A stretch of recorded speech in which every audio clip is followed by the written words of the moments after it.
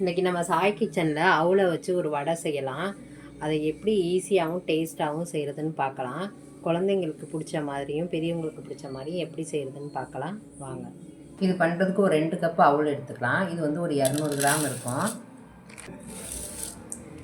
இது மூழ்கிற அளவுக்கு தண்ணி சேர்த்துக்கலாம். இந்த அளவுக்கு தண்ணி சேர்த்தா போதும். ஒரு ஸ்பூனோ கரண்டியை வச்சு இந்த மாதிரி கீழே இருக்கதை மேலே எடுத்து விடுங்க. அப்போ தான் எல்லாமே நல்லா ஊறி வரும். இந்த மாதிரி நல்லா அழுத்தி வச்சிடலாம். நல்லா ஊறி தண்ணியெல்லாம் இழுத்து நல்லா ட்ரை ஆகிற வரைக்கும் ஒரு 10 நிமிஷம் இப்படியே ஊறட்டும். இது பண்ணுறதுக்கு நீங்கள் லேசான அவல் கூட எடுத்துக்கலாம், கெட்டி அவலும் எடுத்துக்கலாம். எதில் பண்ணாலும் நல்லா டேஸ்ட்டாக இருக்கும். இப்போ ஒரு 10 நிமிஷம் ஆயிடுச்சு பாருங்கள். நல்லா ட்ரையாக நம்ம ஊற்றின தண்ணியெல்லாம் இழுத்து நல்லா ட்ரையாக ஆகிடுச்சு பாருங்கள்.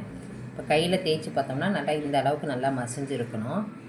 கையிலே நல்லா மசிச்சிருங்க. இது கூடயே 1 ஸ்பூன் அரிசி மாவு சேர்த்துடலாம். அப்போ தான் வடை நல்லா கிறிஸ்பியாக இருக்கும். ஒரு பெரிய வெங்காயத்தை சின்னதாக கட் பண்ணி அதையும் இதோடு சேர்த்துடலாம். 1/4 டீஸ்பூன் ஜீரகம் சேர்த்துடலாம்.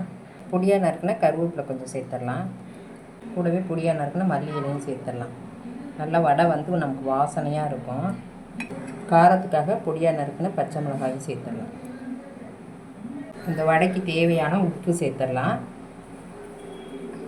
உங்களுக்கு அவலில் வந்து ஊற வைக்கிறப்ப தண்ணி அதிகமாக போயிடுச்சுன்னா அரிசி மாவு கொஞ்சம் எக்ஸ்ட்ரா சேர்த்துக்கோங்க, கரெக்டாக வந்துடும்.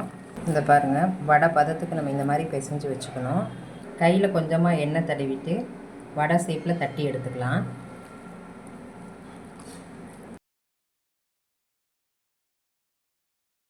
இந்த மாதிரி உருட்டி கையில் ஓட்டை போட்டு எடுத்துக்கோங்க. உளுந்த வடை ஷேப்லேயே இப்போ தட்டி எடுத்து ஒரு கடாயை சூடு பண்ணி எண்ணெயை காய வச்சுக்கலாம்.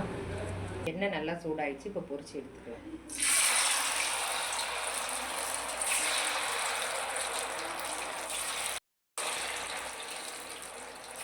ஒரு 2 நிமிஷம் ஆனோன்னு திருப்பி விட்டுக்கலாம்.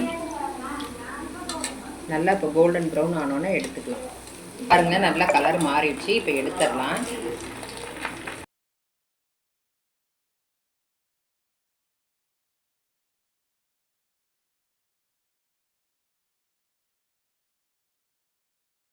இப்போ பாருங்கள், நல்லா கிறிஸ்பியாகவும் இப்போ பாருங்கள் உள்ளே நல்லா சாஃப்டாகவும் வெந்திருக்கு.